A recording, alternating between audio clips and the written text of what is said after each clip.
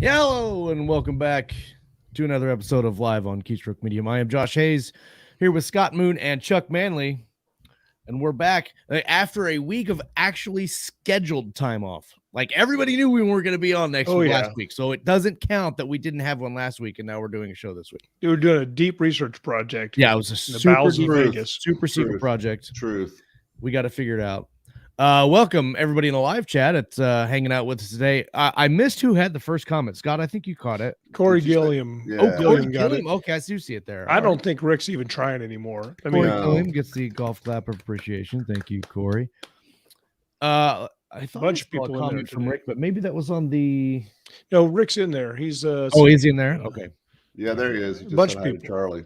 Let's see. Tom Hoddle's there. Tom says, do I golf clap now or wait for Josh to call it? I mean, you could golf clap whenever you want. It's pretty much never wrong. I don't know that it's an official KSM golf clap, but I mean, you or that who hear you. Right. Because the magic of the show. So if the viewers clap in the audience and no one hears it, does it mean that they clap? Does it have magical properties? Right. I think it does. Patricia, what's up? Who else is in here? Dean is in. What's up, Dean? Yo. Rick Bartlow's here. Hello, welcome. I saw Rick Bruno's name in here. He is in there. I did too. Yeah. Surprise celebrity guest. Ooh, what are you eating, Jay? I'm curious about your lunchtime habits. Is it leftovers from the convention that you took home with you? Do what? I said, is it leftovers from Vegas that you took home with you? Oh man, I took nothing home but Vegas, but like 25 of those buy one get one free cards. Yeah, I got a stack of those, and then of course my tag and all that for stuff. The fuel bar. Just to be clear, what we're talking about. Yes.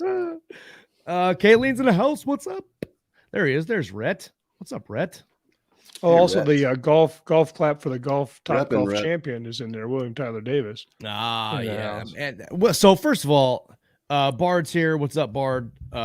Trucker is in Iowa today. Welcome.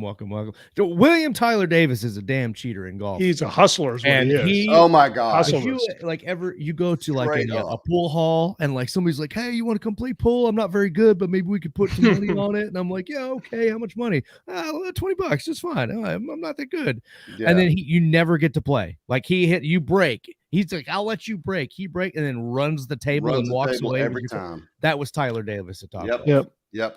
It's a good thing we didn't put any money on it. Good thing he paid for half the overall bill. I'm just glad that he pointed out the Manley clubs to me. That was classic. 100%. That was hilarious. That was pretty funny. Turning point. Like if you look at the storyline, that was the moment everything changed. Oh, that was the first plot point. The inciting incident was finding the Manley clubs. It's like, oh, I'm playing with girl clubs. Maybe I should use a Manley club. I had no clue. That's how bad I am. I had no clue. I really wish we could have got a video of Rick's swing. Rick, you know what I'm talking about, my buddy. I think somebody has one. Walt's here. What's up, Walt? Welcome. Jay's eating salad to make up for the cookies. cookies. I mean, it's like an even balance, right? Like that is a balanced diet. There was a lot of cookies and pastries. Yes. Oh, Rick said he would have been first if you'd posted the YouTube link with the initial Facebook announcement. That is true. However, if you have YouTube on your phone, you should have got the notification of the going live show when I created the link. Funny you mentioned that because one of my things, my takeaways from the conference is I'm probably going to take YouTube off my phone so I can get anything done in my normal day life. We can get to that later. True. Yes. YouTube is the mind killer. Well, yeah. So speaking of that, our updates are pretty much all 20 books because that's all we did last week. Writing wise, last week I did something that all authors should never do and should be discouraged from doing, but do all the time. Yes, on the plane, no less. On the plane, you're the Mile High Club of doing this particular. That's right. That's right. And you could see how this story is heading like one specific direction, and I'm going to take it and turn it into another direction. You're going to subvert expectations with their minds in the gutter. Just need to get out. So I'm sitting there. I'm watching this movie. The harder they fall. I think it's the harder they fall, or the bigger they are. Whichever one movie. It's a brand new Netflix movie. I think it came out this year. It's a Western, and I'm watching that movie, and it's actually really, really good. And about halfway through, I got this idea for a some kind of opening chapter for some Western somewhere, and stopped the movie, immediately pulled out my laptop and wrote like 1,500 words of a story that means nothing. I don't even know anything about this thing. Have like all these other projects I should be working on, and I spent time writing. Ooh, look That's at the thing that all writers do. I They need a should snipping do. tool. Hold on. Snippy tool. Windows 11 is awesome. Yeah, he's frozen. Look at him. I am. Oh, nice. We haven't had a good Papa Chuck meme for a long time. I know, and that's why I'm saving that. Chuck meme number he's moving again. 97. Oh, I saw blink. Oh, what happened? Chuck Did meme you 97. Did you catch a good picture? Yeah, I mean, it's not the greatest Chuck meme ever, but I've got a specific Keystroke Medium Dropbox folder called Chuck memes, and I'm saving that. I don't know why Google Fiber does that. Just every once in a while, for like 30 seconds, it'll just stop working. I don't know. Rhett learned that Josh can drink. Everybody learned that Josh can drink, and then Josh learned that 2-for-1s are the most worst idea ever in the history. Yes. I think they're awesome. Woo! Especially you start buying mixed drinks for everybody at the bar. Oh yeah. It's like I show up and Josh has got like 6 drinks at the bar. I'm like, what are you doing? Yeah. Well, hell, that was about the only place you could go to drink without taking out a bank loan, for God's sake. Oh, you had to take out a bank loan there if you're putting 6 drinks on. Well, and then when you play the Lisa, like she mentioned the shots game that I was playing by myself. You walk around. So Vegas outdoor, you don't have to have a mask on. In all the casinos, you're supposed to have a mask on. There's big signs everywhere, wear a mask. But there was like a lot of people not wearing masks. So I played a game and I was like, I'm just not going to wear a mask until somebody tells me to wear a mask. And then when somebody tells me to wear a mask, I have to go and take a shot. And I think I got up to, I don't know, it was probably like 17 shots. And I only had one that one time that Asian lady asked us to put one on. Remember, we were all together. Oh yeah. That was the only time anybody in the casino asked me to put one on. But every time I went to a restaurant, between the hostess stand and the table, they insisted that I wear one. True. Which I thought was kind of weird, but okay. For like 3.5 feet. Yeah, the way I look at it, if somebody comes to my house, I want them to follow my rules. So if they ask, I'm not going to be a dick about it, you know? Yeah, I wore it, especially if I thought I was going to make somebody comfortable in the elevator or whatever. Oh, Right. Leo Suarez is in the Facebook chat. This is Leo, Facebook loser. Hello. Let's see. Walt is there. I think we caught all the things. So I don't have any other writing updates than that. Did you guys manage to do any writing at all last week? I got a few words done on the Jack Dark novel I've been working on since, God was a baby. But yeah, I was working on it right before this too. So that's really the thing I've been working on mostly. I'm totally out of sync though. I got up this morning, I got the kids up, did all that. Totally forgot to make my son's lunch or my daughter's breakfast. Just zoned out, didn't do shit. Well done. So they're like, Dad, you're home now. Hey, Blake Deal made a live chat. What's up, Blake? What's up, Blake? Nice. Blake is my soul brother that I've never met. And we met, and let me just say, you know how I have this Brandison shot thing, right? Yeah. So Blake would be like my blood brother in that shot pack for Sanderson, because me and him and his wife were just like in this trifecta of Sanderson at dinner. It was great. It was. Awesome. Of course, it was a 14-foot wide table you had to shout across. I mean, it was a big triangular space with other people in the middle, and we were like shouting over other people, but still, it was good.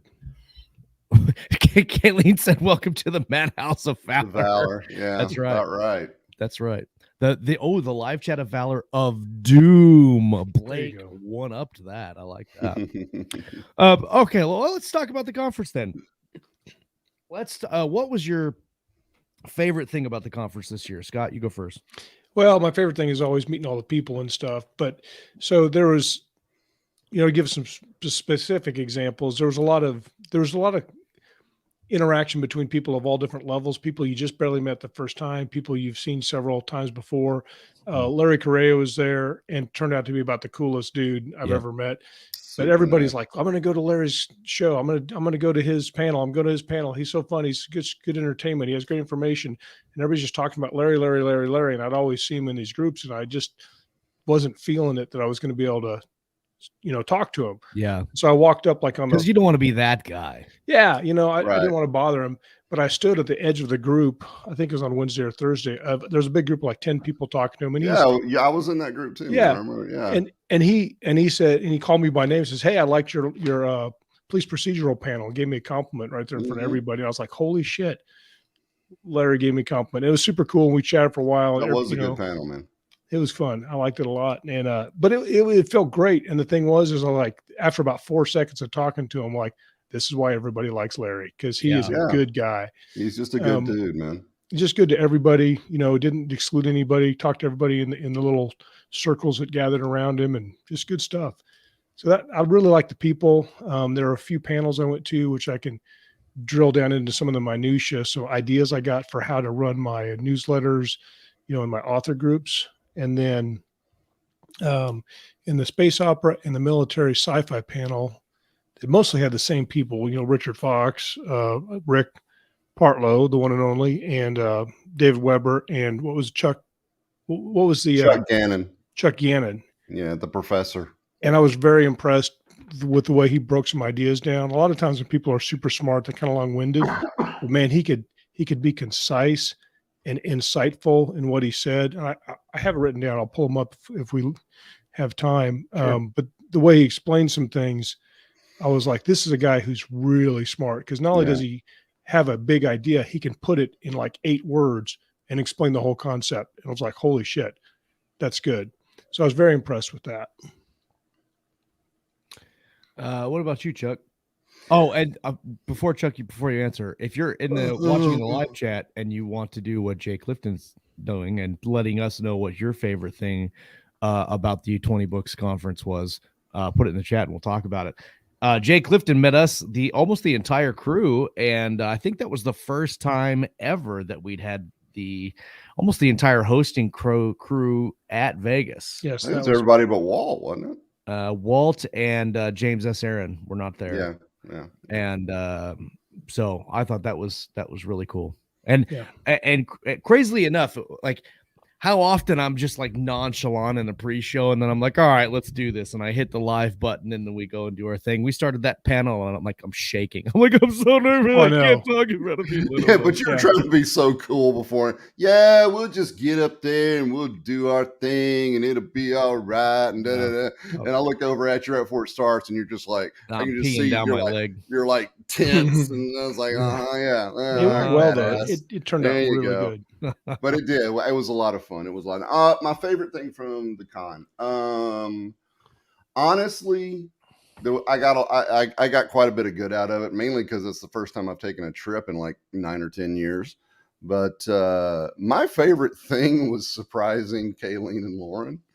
Yes. I mean, I know that's just a little bitty moment. They may never trust my word again going forward, but the trail of faith is really tight. That's right. That's really hard to get over.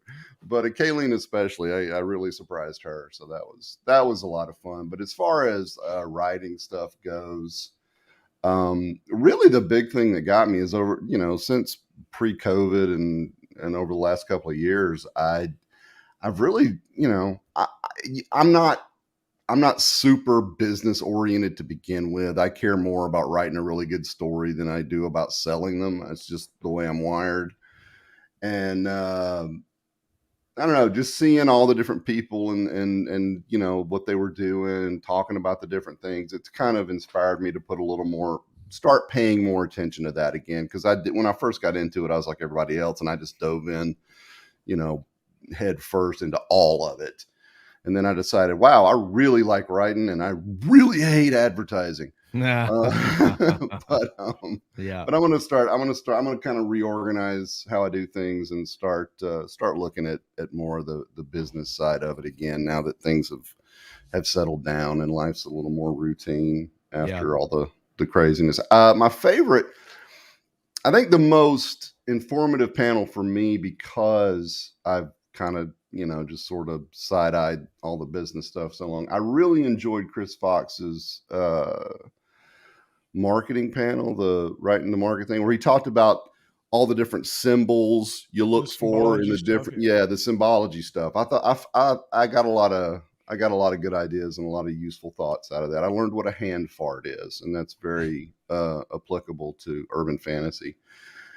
But the rest of them was good. Scott's panel on police procedurals was really good. I did not get a chance to ask him how to properly handcuff a coyote, which I was disappointed in. That would have made the panel at that. Awesome. the other three cops, and they would have been like, "What?" No context whatsoever. That's it.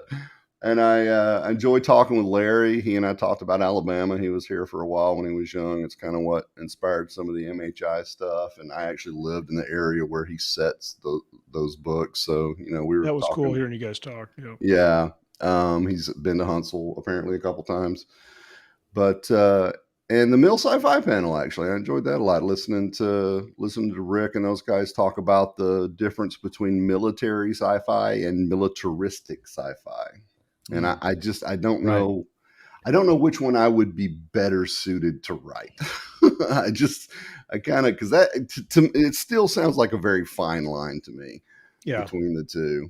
So, but yeah, overall meeting everybody, really just the socialization and everything was a big deal for me. Yeah. One of the key things on the milSci one is what makes it milSci. There's a whole bunch of definitions, but I think it was Gannon who talked about that it centers around the military ethos or ethos. Yeah. And I'd heard that before, but I was like, yeah, that's something people forget when they're explaining it. And I think that really is a huge part of the difference between space opera and military sci-fi. So that was cool. Well, and I think one of the things that I think gets forgotten about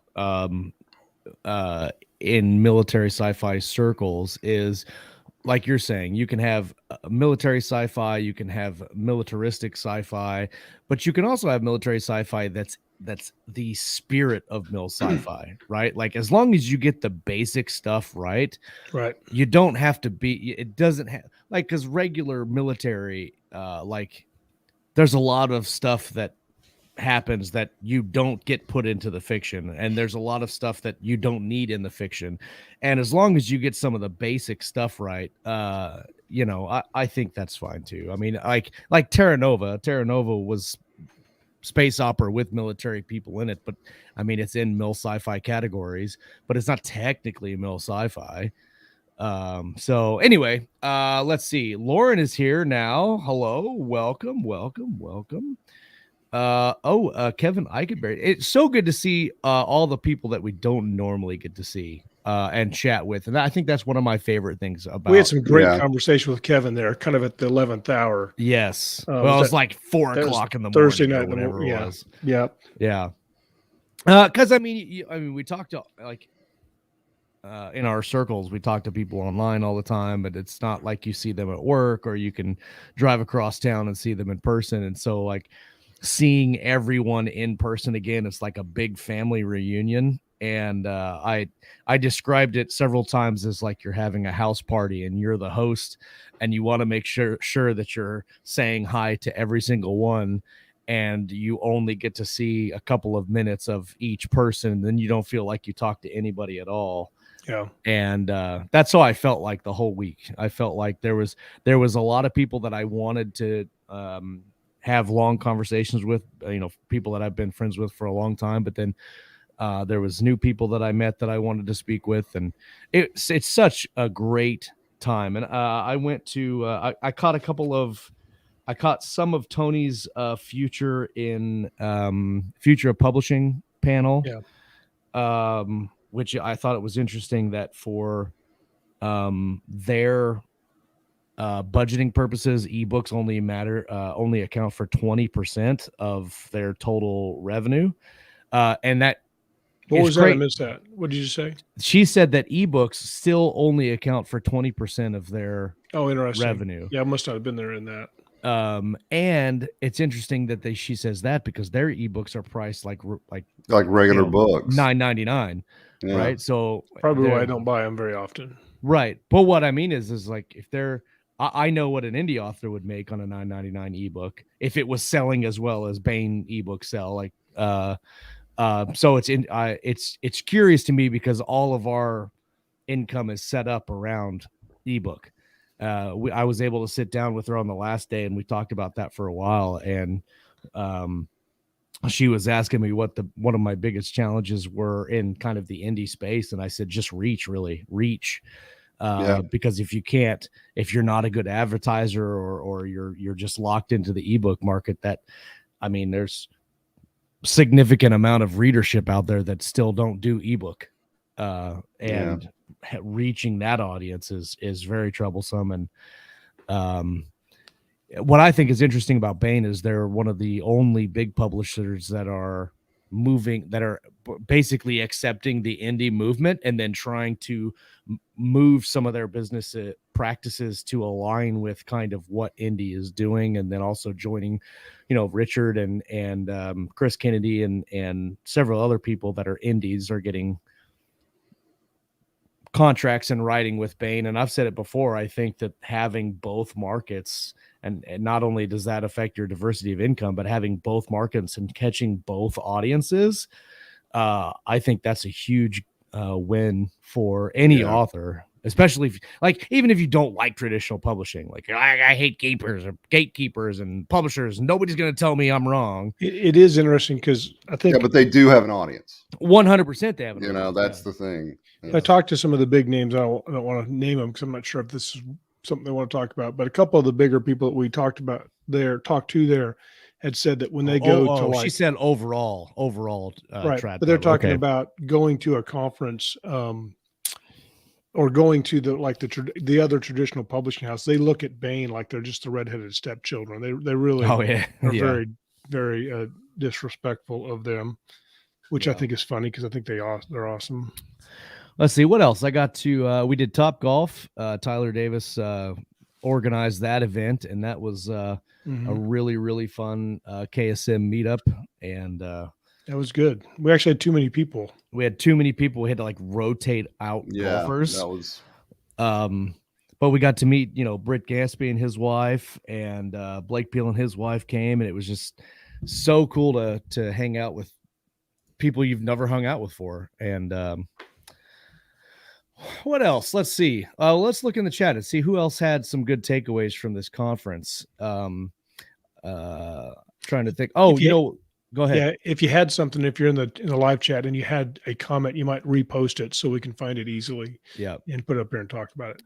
One of the cool things I did this week last week rather, is I was kind of the same way, Scott, with David Weber and Larry Correia. Admittedly, probably the biggest names there. Chuck Gannon is a pretty big name. Tony Weiskopf, of the non-major indies like Dakota Crowd and all those guys. Yeah. And so I didn't meet Larry until the last day, and Tony had invited me to come sit at the Baen booth. And so I'm sitting back there, I'm talking with Larry's wife and DJ Butler and Tony. And then eventually I get to say hi to David. And so I introduced myself to Larry. I said hi, and I told him I hadn't read any of his books except for the fantasy books, the Son of the Black Sword books. And good. Yeah, it's massive good. And I'm about halfway through Destroy Your Worlds right now. Oh, you have to. As soon as you finish that, I want your thought. Send me a message. What you think? So right. I asked him. I said, I think I figured out what's going on, and he said, "Well, tell me." And so I laid it out. No spoilers. I don't want to say it out in the open here, but I laid out what my thoughts were for what was going on, and he was like, "Well, you're close. You're super close." And the only person that has got it spot on was Jim Butcher. And Jim figured it out and sent him a message, and he was like, "This is what's happening." And Larry's like, "Yeah, that's what's happening." So it was a super cool to talk to him about that, because I really love those books. And the thing I even on the show, when we have authors on that have been doing it for, let's just say 10, 12, 20 years or whatever, right? A lot of times it's the excitement that you get from new writers, or even writers on our level, talking about writing is not there at sometimes. And talking to Larry, who's been doing it shit, I don't know how long. I talked to him about that book, and you could see the excitement in his face when he's talking about it. He's like, oh yeah, I did this and I had this, and this is what I'm gonna do with this. And he was genuinely excited about it. And that was really cool to see. Yeah. Well, that's one of the things I like about him, because when you talk to him, you don't feel like you're talking to like this super successful author. He's just another storyteller, you know, and he gets excited about geeky shit just like the rest of us do. Rick says his biggest takeaway from the conference is next year he's bringing his wife and they're driving. A lot of people drove in this year.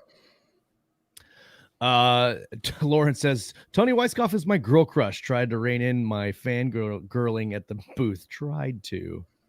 Dean, I would highly recommend reading Son of the Black Sword. It's really good. Absolutely. Really 100% recommend the whole series. It's, I pretty much binged it ever since you told me about the first book, because I didn't even know it was a thing. Yep. And I got through that first book and I was like, just got to get them all. Yeah. Yeah. Well, and I thought there was only 3. I thought it was a trilogy. It's going to be 5 though, right? Yeah. 5. Yep. Yeah. And he said as soon as he was leaving the conference, he's going home to work on book 4. Well, nice. Good. Let's see. I grabbed Monster Hunter International with my audiobook credit this month because everybody tells me that. I love those books. I love those books. They're just so much fun.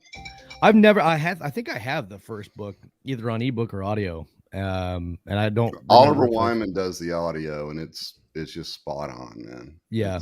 But they're just fun. Yeah. They're just good, fun urban fantasy mercenaries versus monsters kind of stuff. It's just really good. So John Evans wants to know if he missed the bit about Chuck and what got him out of his tortoise enclosure to a conference. Well, the funny thing about that is Chuck decided he was going to go to the conference like 6 months ago. We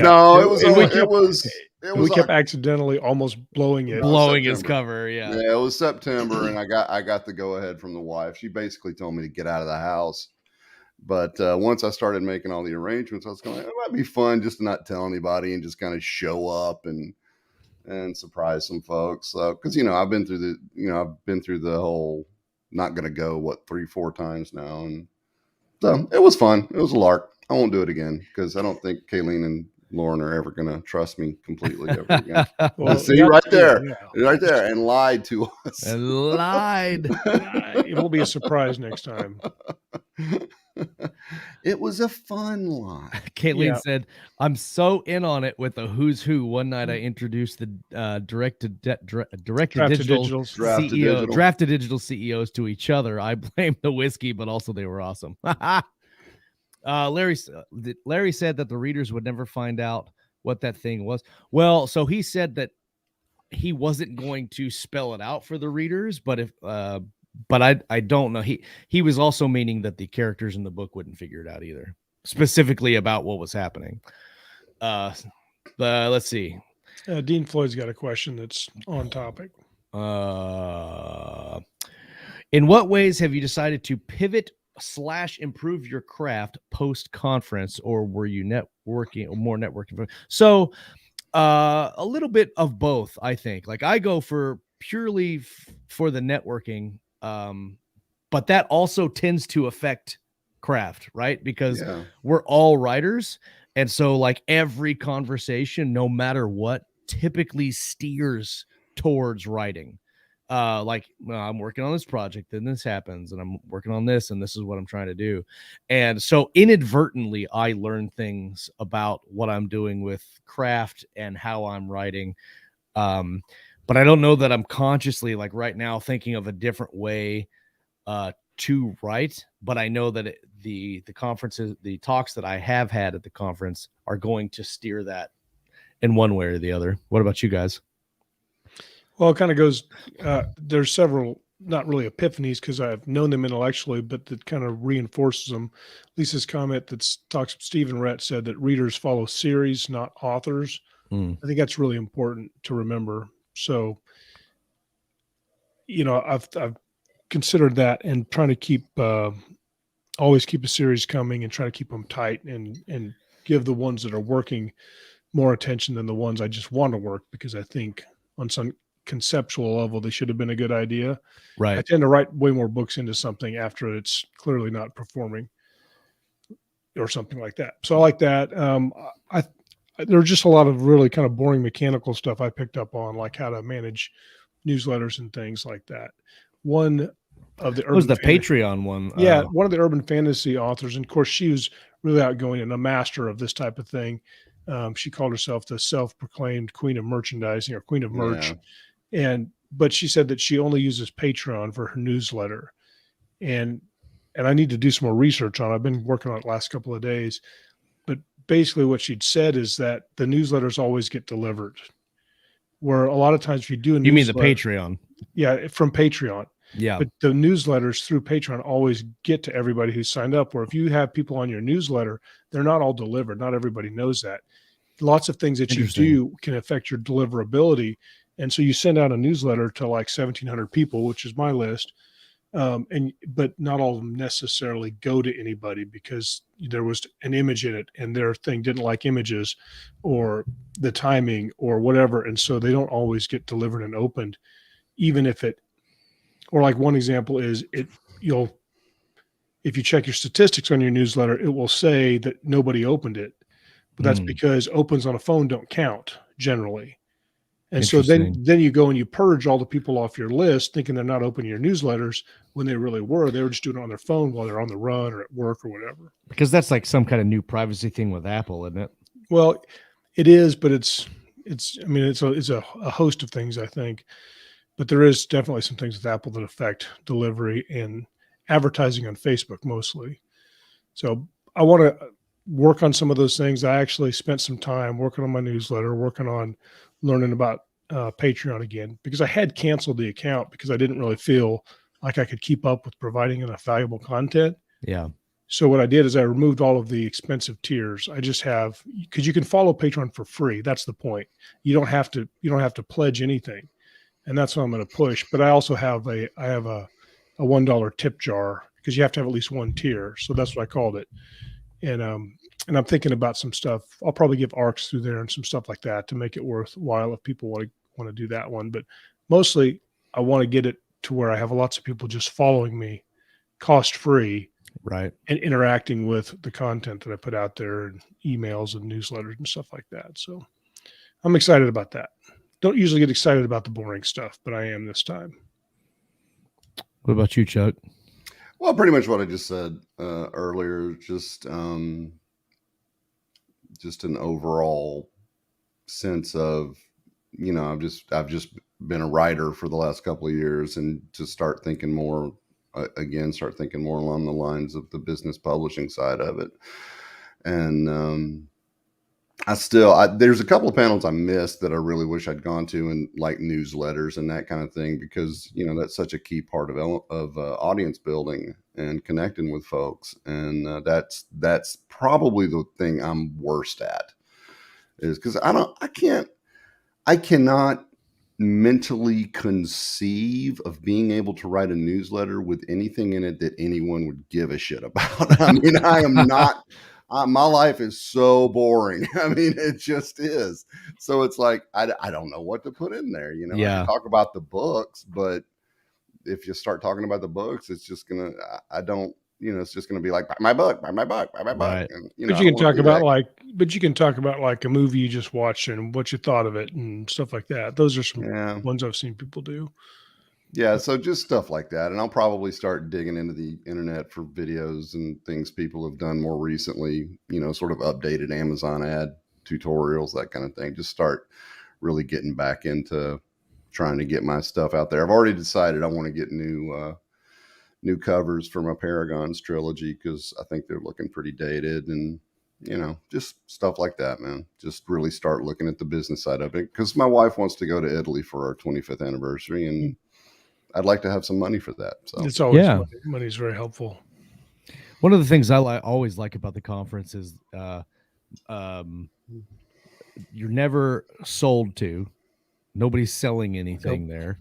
Right. You're not in danger of going to a thing and they're going to give you a brief overview of something and then go, if you want to learn more, you can buy my book, or you can join this course because we all know if there was that type of seminar, we'd have to like handcuff Scott and just walk him around. So Right. he couldn't go to the, this is your new. And take away all my dog cones on him. Yes. Yeah. No, we just put a shock collar on him, and every time we watch, and every time he walks into the course panel room, we just give him a little whoop. Yeah. Just suspend my PayPal account for like the right conference. I can't sign up for anything. Well, and the other thing too is that everything is YouTubed, right? So like you can go back and watch all of the panels, and even if you didn't go to the conference, you can go back and watch all the panels. And that's I think that's one of the reasons why I don't watch a lot of the panels live, is because I can go back and watch them later. But because if I go to watch the panels, I mean, there's what 6 hours of panels during the day, and that's 6 hours so that I could be meeting someone that I haven't seen in a year, and then I can go back and watch the panels later. That's what I love. Did we ever find? Kayleen says she couldn't find the video for ours. Did she ever find that, or is it still with the Academy for Oscar consideration? Man, it was a good panel. We had, we had so our panel was like Athon's panel was the same time as ours. Kevin J. Anderson and Tony Weisskopf had a panel. We had competition. And then we had us. We're like, of course, no one's gonna come to ours. Before the panel started, I was like, if nobody shows up, let's go buy a bottle of bourbon and just pass it around and just have a drunk live at there you go, Vegas. There you go. My idea was to grab everybody in our panel and say, we're going on a field trip, and then go to the next panel and watch that panel. Show up in the back of Athons and just pass the bottle back and forth. Just heckle them. And it was good times, though. We had some really good audience members, some great questions that kind of took the conversation in different directions. Two of the gentlemen that were audience members for that panel made Keystroke feel like we're like dropping the bucket podcast, because this dude's my god, they had like venture capital investors. Like they had their they bought a studio and they were flying in guests, and I'm like, hey man, you can come chill out with me in my house if we do a live thing, but you're gonna have to figure out how to get here, man. I don't have a hotel room. So he sounded like he was trying to go the Joe Rogan route. Yeah. One of my biggest takeaways is the kind of reinvigoration of the spirit, right? Like you go and you're hanging out with all these people that have labored all year, and they do the same thing that you do, sitting in front of a computer, just kind of bleeding at the keyboard for 8 hours a day, or if you're doing it part-time, however long you're sitting in front of the keyboard, and for most of us, it's, most of us don't have this, right, where we can do this every week, and this kind of helps us out every week. But having that where you see that all these other people are struggling the same way as you are, and that are having successes, and that's inspiring too. And then you get on the plane back home, and you're like, this is what I'm going to do. I'm going to do different things. And like Scott, you're inspired to do this new Patreon thing, and to see if that works. And if it works, then, how much better is that going to make your writing career? And it's so fun to see all that stuff and see the connections that people are making. And, I honestly, I can't wait for the next one. I think this one was probably the best that we've been to so far. It was the largest too, wasn't it? It was the biggest one. Yeah, it's the largest one. What was it? 1,700 people or something like 1,700. That? Yeah. I mean, it was a lot. Well, and the venue was a little better too. I mean, like what'd you think of Bally's? Bally's is like the Sam's Club of the Strip, or the Sam's Town of the Strip. Right, it's an older casino, so the casino in the building itself kind of reminded me of Sam's Town, but the way that the conference was in one spot, we didn't have to walk all over the casino. We were on the Strip, so if we wanted to go eat somewhere, we weren't having to take an Uber all over the place to go do it. There's a lot of people that didn't want to stay at Sam's Town that stayed on the Strip for the last couple of years, and we'd have to figure out where to meet up, and that's kind of a hassle. So I think having it at Bally's, and I think they're locked in for like 2 or 3 years there at Bally's. Really? Yeah. I was curious about that. And some people missed, there were some advantages to Sam's Town because, everything was, because they had the big atrium. Oh, you're in the right. center of all of the stuff, and Right. and that kind of and because you're kind of a captive audience, like because it's a double-edged sword, because you can walk out on the strip and do whatever you want, but when you're at Sam's Town, you couldn't really just go to the strip easily. You had to make a special plan. So a lot of people just stayed, and everybody at Sam's Town was basically writers when we were there. Right. But when you're at Bali's, you got lots of people that are not kind of intermingling and cutting through your groups and stuff, which was a little bit different. But I thought it was pretty similar once we got the lay of the land. When we first got there, I was like, where are we going to eat? Right. And then so the first thing we did is go to Wahlburger and have a burger that Josh was like, he finishes like this thing was too small. I was so mad. I finished in like 2 bites. Well, I'll tell you, thanks for $14, nothing. Yeah, as far as restaurant, I mean, everything was god awful expensive. I'm glad I could show you all the food court, but I think I had the best burger I ever had in my life at that Ramsey burger place we went with the guys.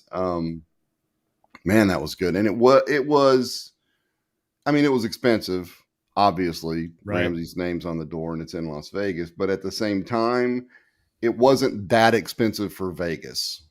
You know what I'm saying? You could have spent a lot more money. Right. And it was so good. It was ridiculous.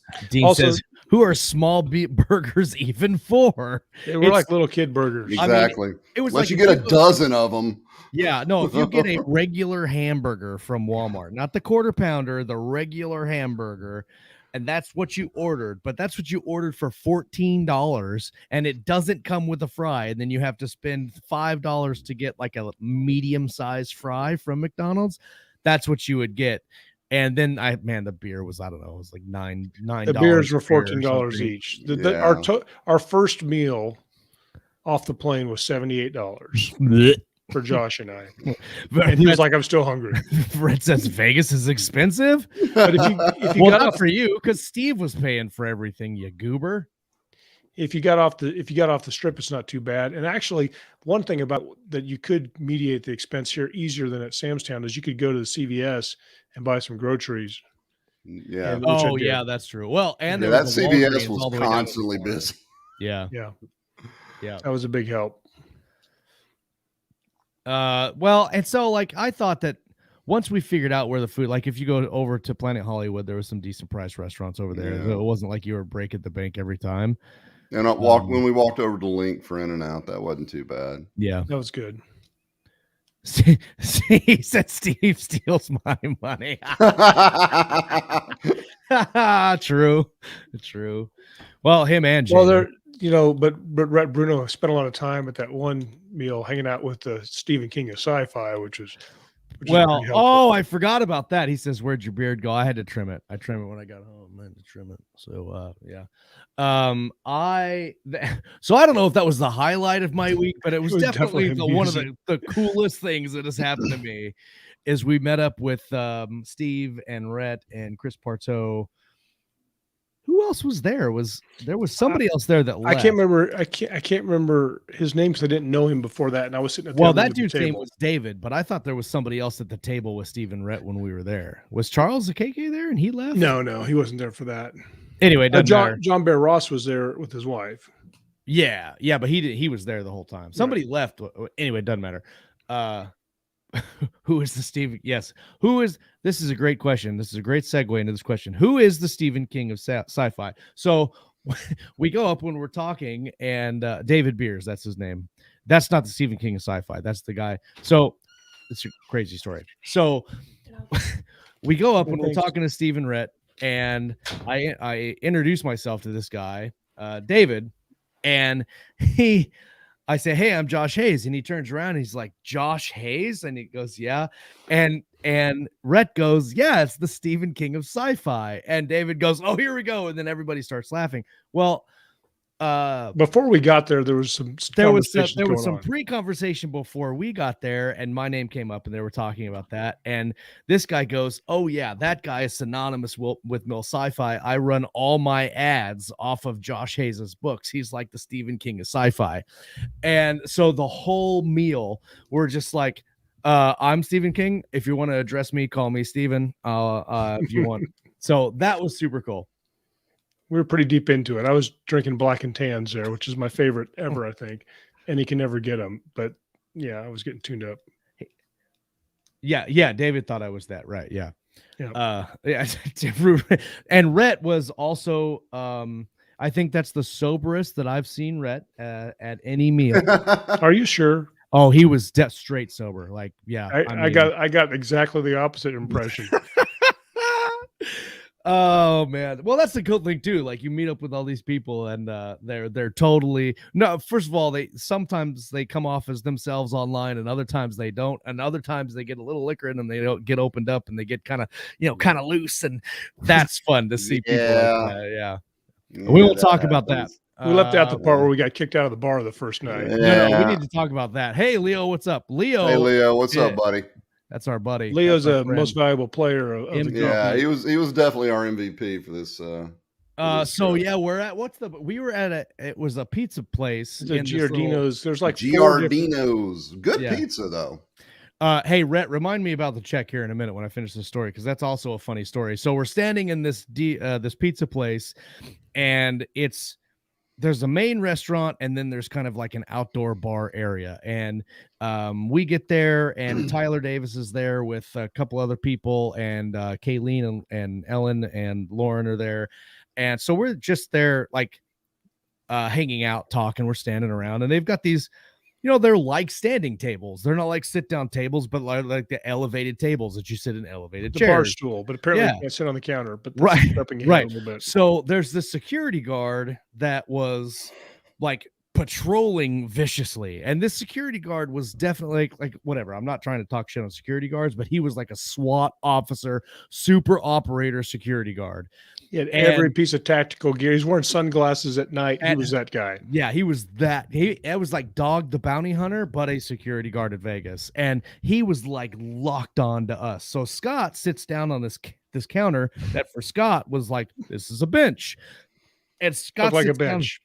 It really did. It looked like a bench. Admittedly, it did. And I didn't care if it was a counter anyway. I was still going to sit on it. This guy like makes a beeline through this, and this restaurant's not very big. It's like where we were at. It's like a 20 by 20 space. Well, or something yeah, like it's their little outdoor seating area. Yeah. And here he comes, and he's like, "Hey, you can't sit there. It's not a bench." And Scott's like, "Oh shit, okay, man, I'm sorry." Relax. Didn't think it was a big deal. I'm off the bench. I'm off the bench / counter. And so he turns around and walks away. Well, then the whole rest of the time, he's just locked in on our group. Like we are the worst patrons he has ever had in the history of patrons. And so we were standing there for a while. I bought 2 beers and set one on the counter, and then walked with one, and I left. And not on the counter, on the table, and it was a little wobbly. Somebody bumped the table, the glass fell off, it shattered, and there's beer and everything. Well, the bartender was messing with us, and we didn't realize this at first, and he was like, "Hey, who needs to be cut off?" And we're like, "Huh?" And then he was like, "I'm just kidding. It's whatever." He came over, he cleans it up, we apologize. He said, "Don't worry about it, it happens." And he brought us a replacement beer. He was cool. He's like, "Here you go." Yep. And so we're just chilling a little bit longer, and we were there for probably, 45 minutes, an hour or so, and just kind of hanging out. And then out of nowhere, the security guard comes up, and I had enough time to almost drink all the beer that the second one that he brought back. And out of nowhere, the security guard comes in, and he's like, "Hey, this is not a standing bar. We're not that type of bar. You have to sit down or you have to get out." And I go, "Bye." "All right, let's go." And we all walked out. So yes, we got kicked out of a bar in Vegas. Yeah, good way to start the conference. And that was our first night. Okay. All right. So let me tell you a brief story about Rhett and his bill. So we were hanging out with Rhett and Steve, and they had to go to this upscale dinner that they had, because they're like the next fancy, like that. They're the fancy guys. Like they got three-piece suits, and like the 5-course meals with, if like you eat the wrong fork, then you're like literally dress codes evil, and shit. right? And so they left. Well, apparently they forgot to pay for like 2-3 of the drinks that were left at the bar. And the waiter comes up and he's like, he gives me my bill, but then he's like, also, there's this other one here. Then those guys left. And we're like, yeah, they bounced out. And he's like, well, they have this bill. I said, I'll take care of it. It's no big deal. I got it. And so I remember writing the tip and then like signing my name. And I remember seeing your signature on the receipt. Yeah. So I put both down on the table and we were going to another dinner. I mean, it was a 2-course dinner still. And so I signed, put the bills down, and then we walked out of the thing. Well, then we get all the way to the strip and I can't find my wallet. And I had left my wallet at the thing. And Chris Parteau was calling me saying, hey, your wallet's still here. So we turn around and go back. And so we get back and Chris Parteau and Bear Ross are like, hey, we paid that bill that you said you were going to pay. And I'm like, what are you talking about? I paid it. The second time the bill allegedly hasn't been paid. Yeah. And I was like, no, I paid it. And they were like, no, you didn't. And I'm like, no, dude, I paid that bill. I signed my name to the thing. And they're like, no, you didn't. You walked out. You didn't. We couldn't find the receipt. And I was like, that's crazy. And so we're looking around the thing and we find my receipt that it had fallen off the table, had fallen off the floor. And I'm like, see, I'm not crazy. So like 2 people walked out on the same tab, which is hilarious. Yeah. That's like, we're got to be a record, but we didn't actually. So yeah. That's the good news. Yeah. And I don't know whose thing it was. I have no idea whose drinks or whatever. No idea, but it wasn't a lot of money. It wasn't a big deal.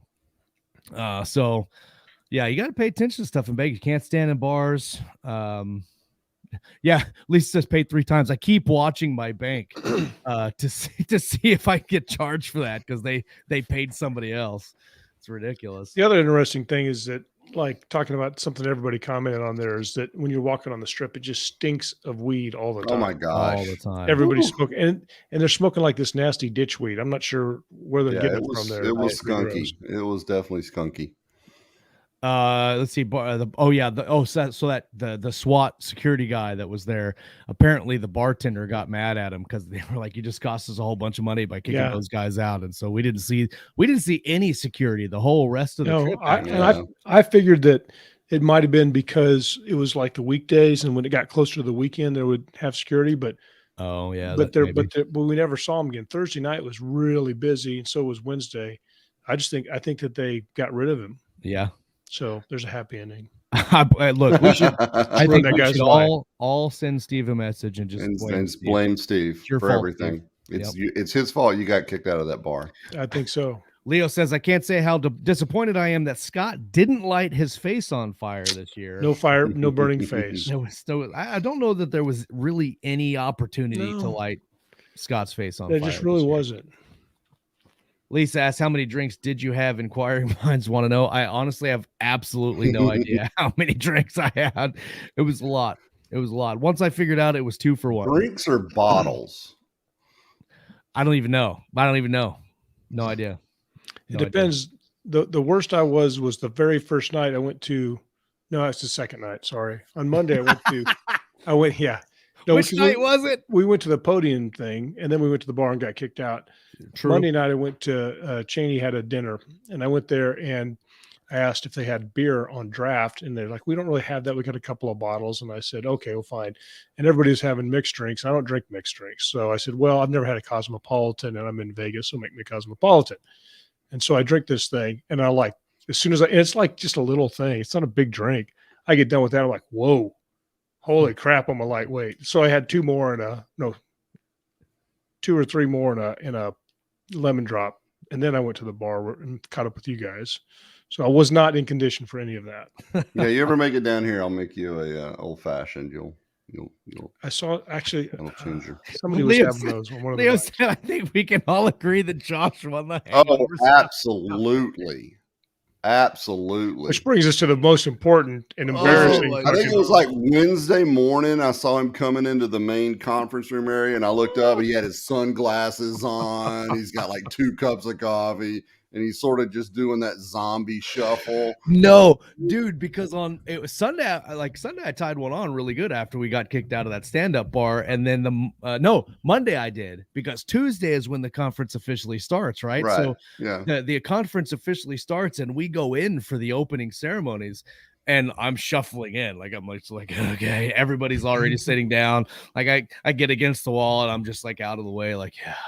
I got this coffee that they had down there. I got this little piece of bread that I'm like, I need some bread and some coffee. I just need And so I'm sitting on the side of the wall. I eat this bread, I drink the coffee, and I'm like, I need some more bread and some more coffee. So I turn back and I shuffle back the other direction.